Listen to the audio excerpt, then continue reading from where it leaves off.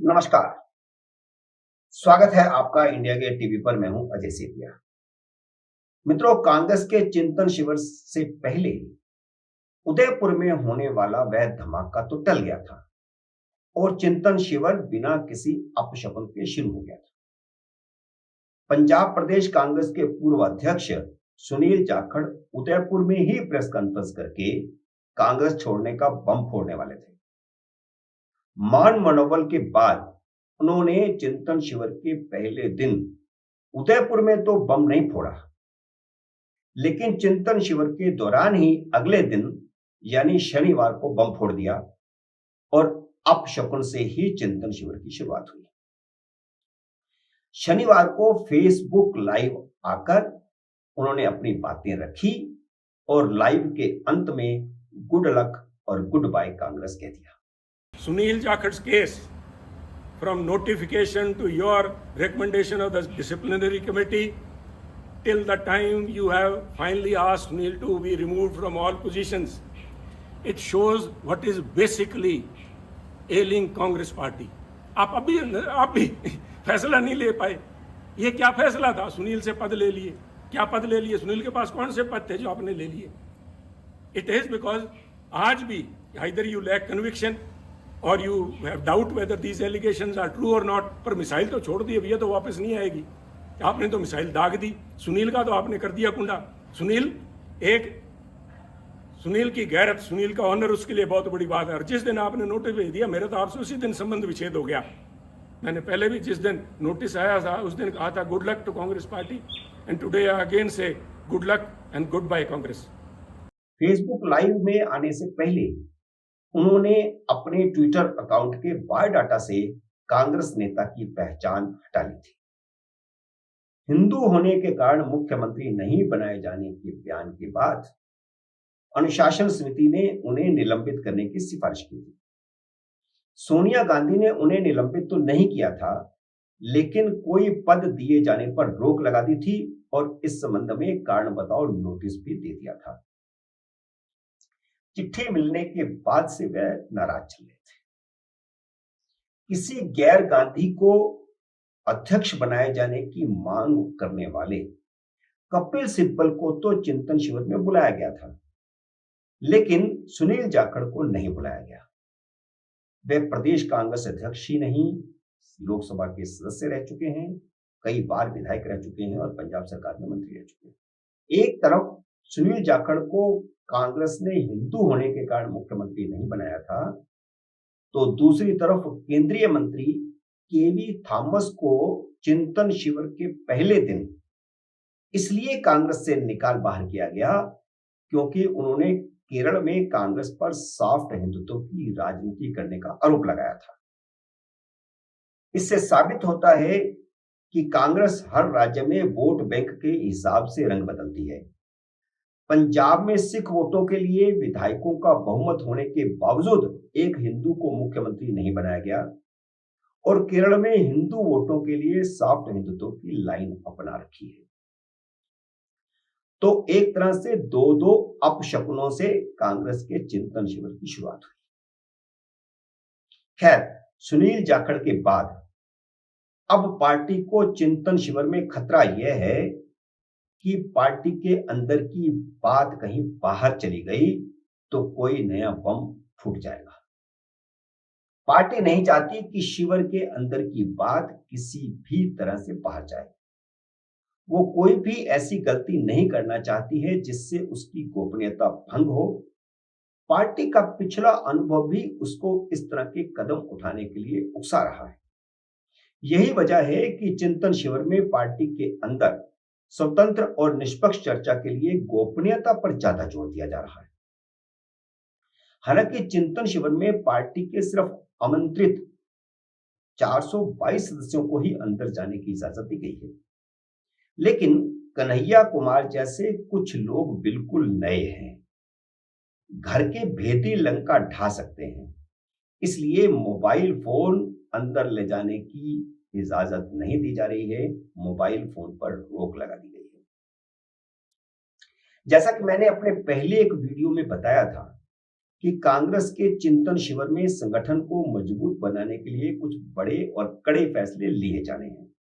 इनमें से कुछ सुझाव प्रशांत किशोर के दिए हुए हैं, उसको भी चिंतन शिविर में लागू करने का फैसला होगा।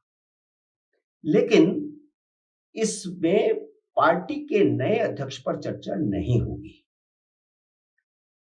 कांग्रेसी अपनी चापलूसी की आदत से इसके बावजूद बाज नहीं आ रहे। संगठन पर जोर देने पर विचार करने से ज्यादा इस बात पर जोर दिया जा रहा है कि राहुल गांधी अध्यक्ष पद संभाल लें। इस मुहिम की अगुवाई राजस्थान के मुख्यमंत्री अशोक गहलोत कर रहे हैं। उन्हें पता है कि राहुल गांधी अध्यक्ष बनने के लिए लगभग राजी हो चुके हैं। पिछली कांग्रेस कार्यसमिति की बैठक में कार्यसमिति के 2 सदस्यों ने उनसे आग्रह किया था कि वे अध्यक्ष पद को संभालें, उसके लिए राजी हों। अपने भाषण में राहुल गांधी ने कहा था कि वह उनके सुझाव पर इस विचार पर निश्चित रूप से विचार करेंगे। इसका मतलब साफ है कि उन्होंने पुरानी जिद छोड़ दी है कि वे अध्यक्ष नहीं बनेंगे और किसी गैर गांधी को अध्यक्ष बनाया जाए। जब उनकी सहमति लगभग दिखने लगी है तो बहती गंगा में हाथ धोने के लिए अशोक गहलोत लॉबिंग का श्रेय लेने में जुट गए। पिछले दिनों जयपुर में एक कार्यक्रम में अशोक गहलोत ने कहा था कि उनका इस्तीफा स्थायी रूप से सोनिया गांधी के पास रखा है। यह बात उन्होंने इसलिए कही थी क्योंकि कुछ दिन पहले ही सोनिया गांधी और सचिन पायलट की मुलाकात हुई थी और उसके बाद ही चर्चाएं गर्म हो गई थी कि अशोक गहलोत को हटा करके सचिन पायलट को मुख्यमंत्री बनाया जाएगा।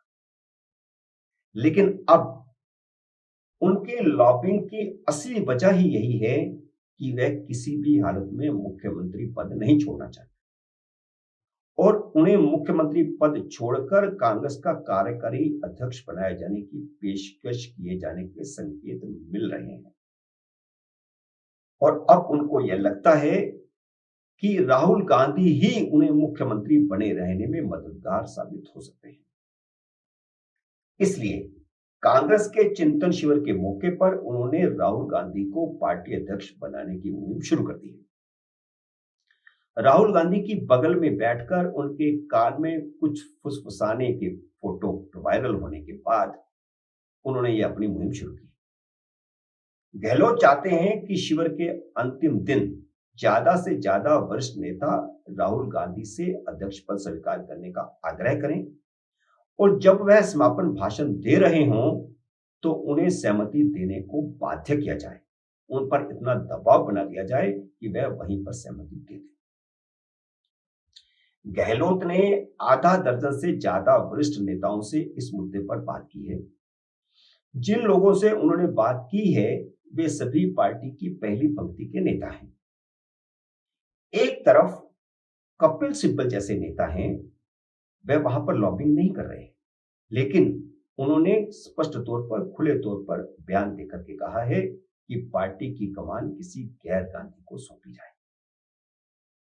तो दूसरी तरफ अशोक गहलोत सिर्फ और सिर्फ गांधी परिवार और गांधी परिवार से भी राहुल गांधी पर दांव लगा रहे हैं। यह पहला अवसर नहीं है जब गहलोत ने समय देखकर गांधी परिवार का विश्वास जीतने की कोशिश न की हो। इससे पहले भी वे इसी तरह की कोशिशें करते रहे और वे अपने बयानों में लगातार कहते रहे हैं कि गांधी परिवार ही कांग्रेस को एकजुट रख सकता है। जब नरसिम्हा राव और बाद में सीताराम केसरी कांग्रेस अध्यक्ष थे, तब भी एक वर्ग यह कहता रहता था कि गांधी परिवार के बिना कांग्रेस एकजुट नहीं रह सकती। नरसिम्हा राव के समय तो सोनिया गांधी के वफादार नारायण दत्त तिवारी और अर्जुन सिंह ने अलग पार्टी बना ली थी और फिर सीताराम केसरी को कैसे उनके कमरे में बंद करके सोनिया गांधी को अध्यक्ष बनाया गया, वह एक अलग कहानी है जिसका मैं प्रत्यक्षदर्शी हूं। अब सोनिया के बाद राहुल और राहुल के बाद सोनिया और फिर सोनिया के बाद फिर राहुल की अदला बदली चल रही है। इस अदला बदली की मुहिम में अशोक गहलोत सबसे आगे हैं। वह एक एक कर कार्यसमिति के सभी सदस्यों से मिलकर राहुल गांधी पर सहमति बनाने को लेकर के बातचीत कर रहे हैं और काफी लोगों से उन्होंने बातचीत कर ली है। गहलोत के एक अन्य विश्वस्त और कांग्रेस कार्यसमिति के सदस्य रघुवीर मीना आदिवासी नेताओं में राहुल के पक्ष में माहौल बनाने में जुटे हैं। मीना ने छत्तीसगढ़ और झारखंड के नेताओं के साथ अलग अलग चर्चा की है।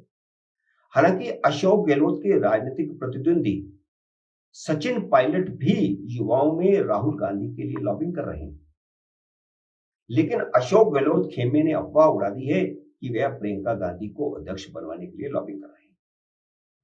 सचिन पायलट की कुछ देर के लिए प्रियंका गांधी से हुई बातचीत ने इस अफवाह को उड़ने के लिए पंख दे दिए। कांग्रेस में आपसी मारकाट कोई नई बात नहीं है। पूर्व मुख्यमंत्री सचिन पायलट ने युवा नेताओं के साथ शुक्रवार सुबह चर्चा करके राहुल गांधी को अध्यक्ष बनाए जाने का फैसला जल्द से जल्द करवाए जाने पर बातचीत की। पायलट भी चाहते हैं कि राहुल के हाथ में पार्टी की कमान सौंपे जाने को लेकर आधिकारिक फैसला जल्द से जल्द हो, जिससे कार्यकर्ताओं में असमंजस की स्थिति पैदा ना हो, असमंजस की स्थिति खत्म हो। लेकिन पायलट की लॉबिंग का अर्थ दूसरा है। वह युवा नेताओं में सबसे बड़े युवा नेता है, उनकी लोकप्रियता है।